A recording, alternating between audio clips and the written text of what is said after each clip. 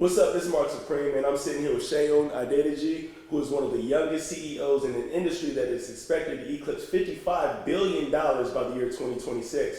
We're standing inside his brand new Elevate Cannabis dispensary in Athol, Massachusetts. As you can see, there's still a lot of construction going on in the background, and so he's set to open up soon, but you said this all started with $50,000 in a dream.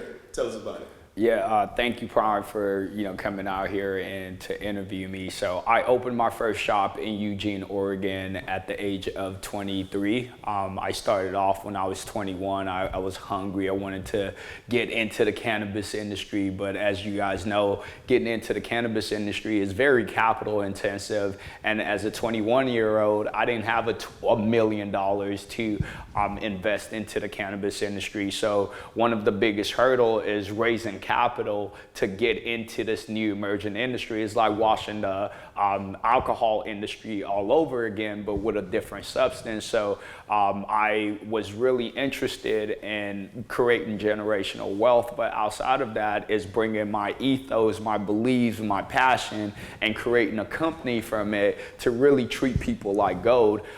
Growing up, I grew up in Chicago, Illinois, so just a backstory on me on why I decided to get into the cannabis industry was I grew up, and when I was growing up, it was more of a negative environment that I was in. I had absentee parents, and having to fend for myself, walked with the wrong crowd, but it felt like family at the time, and selling weed was a norm, right? I got arrested when I was in middle school at an early age in my life, and that at the time when I got arrested, I thought it was the worst thing that could happen to me. My life is over. I remember my parents telling me they taking my fingerprints, and I'm like, man, I'm done for. I truly believed it at the time.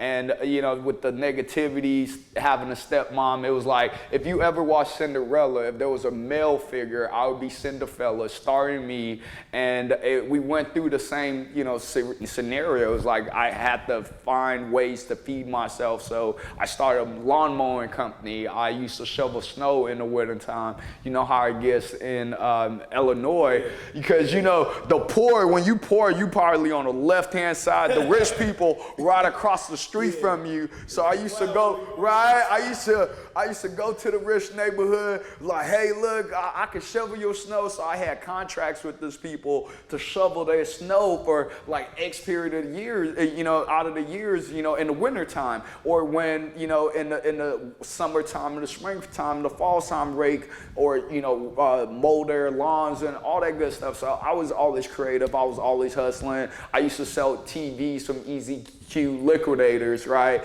And flip it and mark it up and, sell it to my friends and family. But I always had an entrepreneurial mindset. But fast forward, I moved to Texas with my auntie. My stepmom and dad got a divorce, and my auntie was the first person to really love me and really showed me that I could be great, and I did not have to let my past limit me or my situation really put me down, and there was actually a different way I can go, a different direction. So I really started focusing on educating myself, really diving in to seek first to understand, then to be understood, and the more I kept hanging out with the right crowd of people, the more I kept learning and evolving, right? And I changed my surroundings.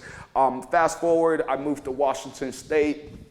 Around, at an early age, I was 21, seeing the cannabis industry emerge in Washington State, got super passionate about it. I started looking at the numbers associated to it, and it was robust. They were making a day, $30,000 a day. They were making X amount, and I thought, to me, it was crazy. It was really, this was a great opportunity, but the biggest thing was we didn't have capital to get into it, but we were arrested at a higher rate. So, I basically scrambled up every money I could. I was a marketing manager at the time. I saved up $30,000.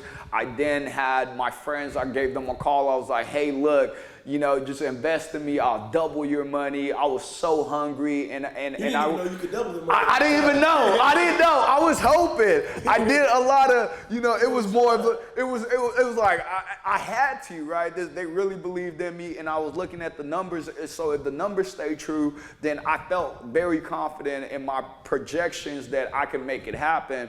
So I went, started it off. I was 21 at the time when I first got my first location in Springfield, Oregon.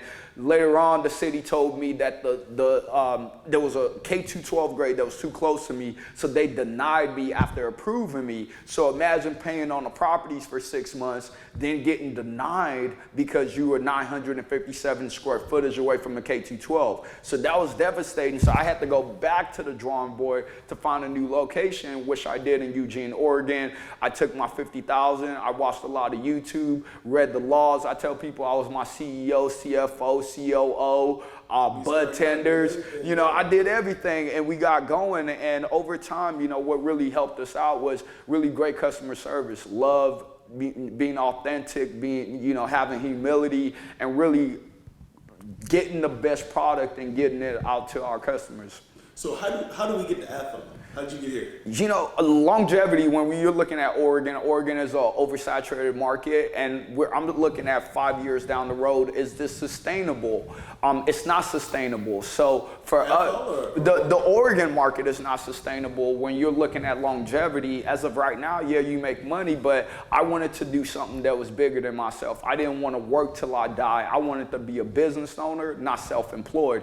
And in order to do that, I needed to go to market with restricted amount of licenses because it's supply and demand. So Athol came to place when Athol was one of the most progressive cities in Massachusetts. They already had their bylaws. They had how, the process already laid out. So it was like a step-by-step. You read it, you understand it, and you can actually actionalize on it. So for me, Athol would just, they were also on the border of illegal states. So one of my targets and how I view this is, going to Boston, for example, people are paying about $100,000 to $150,000 in lease alone. And for us to be strategic about it, and knowing that I'm a minority-owned business and I can't afford paying $100,000 to $150,000 a month, I had to get really creative and using data to back up my decision-making, which when you look at Washington or you look at Oregon, for example, the stores that are making the most money, they're on the border of illegal state, like on the border of Boise, Idaho, for example. They're on the border of Coeur d'Alene, and they're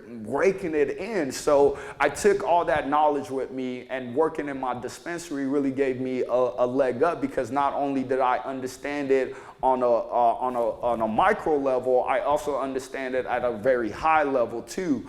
So I took all that into account. I read the laws, hired one of the best lawyers in Massachusetts, and we started lobbying, and everything else was history. We were able to secure our host community agreement, and not just one place in Massachusetts, but we have a total of 3 locations right now in Massachusetts, and we're super excited to open up.